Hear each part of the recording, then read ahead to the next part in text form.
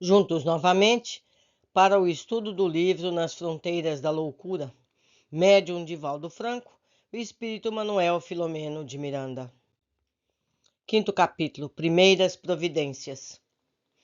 O aborto provocado sem justa causa é crime grave em que o espírito, somente a contributo de muita aflição, se predispõe a reparar, facultando que a vítima renteie-lhe ao lado em renascimento que ocorrerá futuramente, sobre densas cargas de ressentimento e amargura.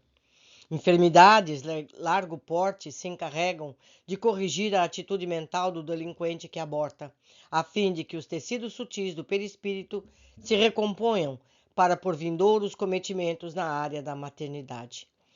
Infecundidade e frigidez, qual ocorre com outros problemas femininos, decorrem naturalmente do uso irregular da sexualidade em encarnação passada, bem como de abortos perpetrados pela irresponsabilidade e requintes de egoísmo que se fazem gênese de neoplasias malignas logo depois ou em processos próximos de renascimentos que exigem ablação dos órgãos genésicos quando não rebatam a vida física de maneira fulminante e maceradora. Então, o que ele está falando aqui? Com palavras educadas, que em decorrência do aborto é que as pessoas têm as doenças comuns, tumores, cânceres, ou seja, neoplasias malignas, cânceres, certo?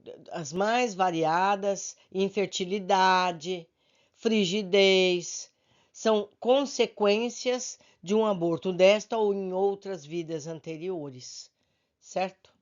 Continuando. Não sendo o autor da vida, o ser humano dela não pode dispor ao talante das paixões primitivas, sem rude comprometimento para si próprio. Emprestando elementos que corporifiquem o ser, torna-se instrumento das leis da criação, que o honram com a oportunidade de cooperar no processo da evolução, não lhe facultando interrompê-la, sem que incida em delito de alta importância. Por isso que a sexualidade somente deve ser exercida quando responsável sobre as bênçãos do amor e do amparo da legislação em vigor, representativa no momento do grau evolutivo de cada povo. Em todo o renascimento há razões propelentes que conduzem um ao outro espírito, seja por automatismos vigentes do cosmos, seja pela programações de elaboração cuidadosa, objetivando-se sempre o aperfeiçoamento de cada um, dentro dos impositivos das necessidades que os entrelaçam e seguram. Desse modo, cada um nasce, nem sempre onde merece, mas onde os fatores e condições são-lhe mais propícias para o avanço.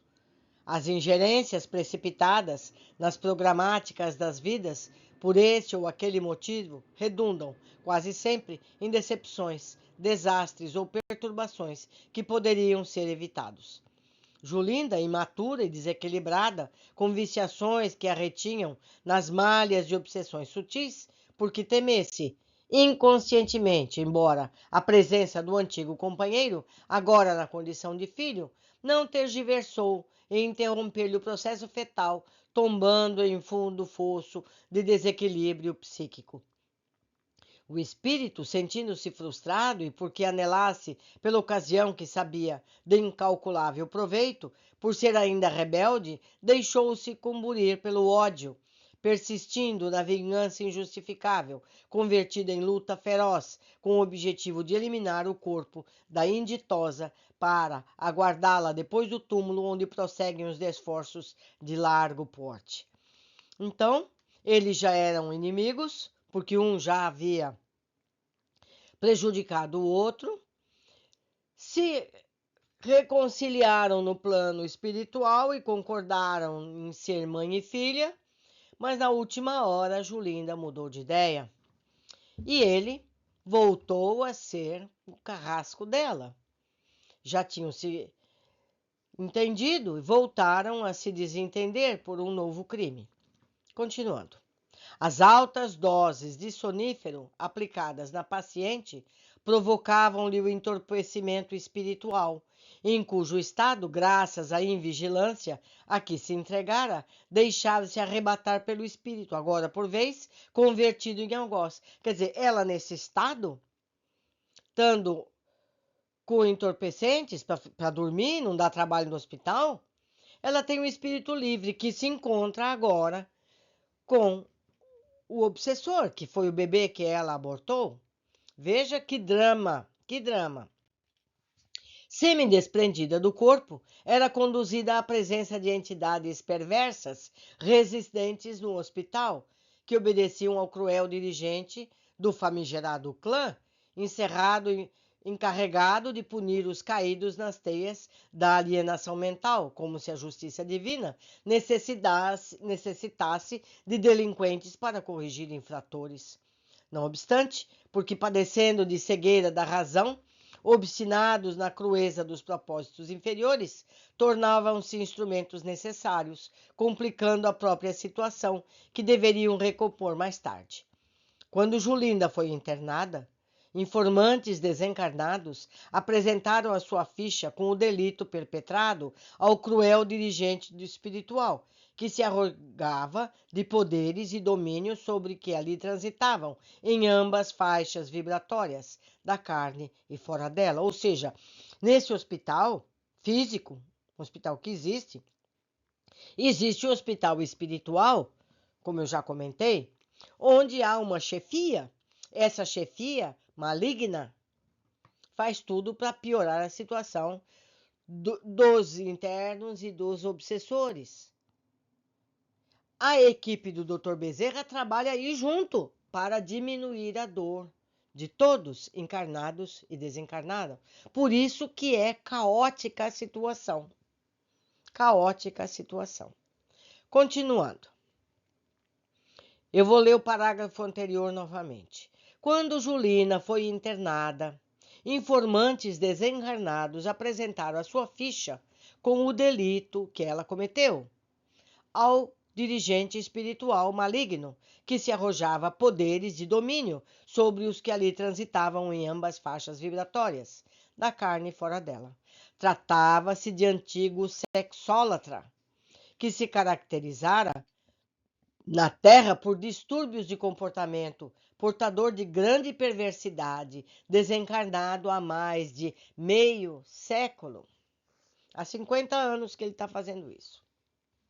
Ao desvencilhar-se do corpo, fora conduzido por comparsas antigos a núcleos inferiores, aos quais se adestrara para dar curso aos sentimentos nefastos que possuía, sendo alojado posteriormente naquele reduto de dores, verdadeiro purgatório espiritual para os incursos nos códigos soberanos da vida. Vinculado a outros grupos espirituais infelizes que se interligam, assumindo posições combativas contra o bem e o amor, que detestam, fazem-se crer forças controladoras do além-túmulo, personificando iludidos as mitológicas figuras satânicas residentes nas geenas. Padecendo de auto-hipnose pelo prolongado período em que cultivam as ideias maléficas, deformam as matrizes perispirituais, assomando diante dos que lhes tombam, inconsequentes nos círculos de aflição, em formas tenebrosas, horripilantes, com as quais aparvalham as futuras vítimas, acostumadas a imagens mentais perniciosos pelos eitos do remorso que impõe a justiça. Então, os pensamentos deles fazem com que eles adquiram formas terríveis que assustam a todos.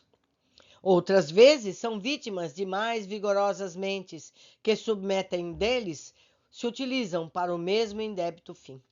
Naquele hospital, Euvídio exercia a administração negativa, atribuindo-se a tarefa de justiceiro em regime de crueldade. Visitou a paciente, convocou Ricardo à sua presença, inteirando-se do interesse do abortado e prometendo-lhe cooperação. Ricardo era a criança que ia nascer. Em sucessivas oportunidades, a paciente era levada a simulacros de julgamento pelo crime durante o sono, durante o tempo que ela estava sedada, quando se tornava ameaçada por aqueles impiedosos, retornando ao corpo, semi-abetada pelas drogas, com tecidos sutis da mente em contínuo comprometimento a caminho da irreversibilidade. Porque além da culpa que ela carrega, além de toda a situação que ela mesma criou, esses espíritos fazem agravar o estado dela. Então ela só tende a piorar e não a se curar.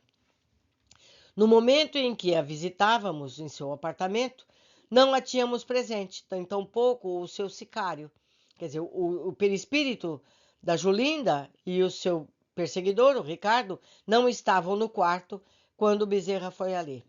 O nobre Bezerra, depois de auscultar o psiquismo de Julinda e refletir um pouco, concertou com o doutor Figueiredo a respeito de um trabalho para daí a 2 noites, quando seriam tomadas providências para mais cuidadoso atendimento aos incursos no drama ali apresentado. Ele próprio aplicou recursos magnéticos na obsidiada, fazendo a dispersão dos fluidos tóxicos que a asfixiavam, mediante movimentos longitudinais rítmicos, logo após insuflando energias restauradoras de forças. Todo amigo espiritual ante a prece espontânea que lhe brotou do coração nos lábios durante a aplicação do passe, aureolou-se de opalina claridade, que irradiava na região do epigastro, qual tivesse uma estrela fulgurante entre os hipocôndrios. A energia que lhe escorria dos dedos venceu a resistência da carapaça de sombras que envolvia a doente, que estorcegou, atingida pelas ondas vibratórias que a alcançavam para logo depois acalmar-se.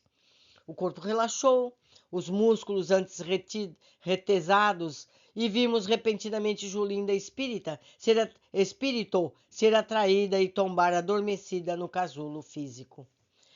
Ela terá um longo sono reparador, esclareceu Gentil. Pela primeira vez desde o delito momentaneamente liberada, a agressão de Ricardo. Os fluidos salutares, decorrentes da oração e do amor fraterno de todos nós, anestesiar-lhe-ão os centros psíquicos, de alguma forma atenuando a aflição que a golpeia continuadamente. O Senhor não deseja a punição do infrator, mas a sua reeducação com vitória sobre a infração. Como os impositivos da vida são amor e justiça, a misericórdia e a caridade jamais se afastam dos que necessitam de renovação e paz, sem que as suas vítimas fiquem em esquecimento. Surge o auxílio ao delinquente como concomitante socorro ao defraudado. Logo, Ricardo será também auxiliado quando se iniciarem os labores em favor de ambos. Voltando-se para a genitora comovida, acerenou-a esclarecendo.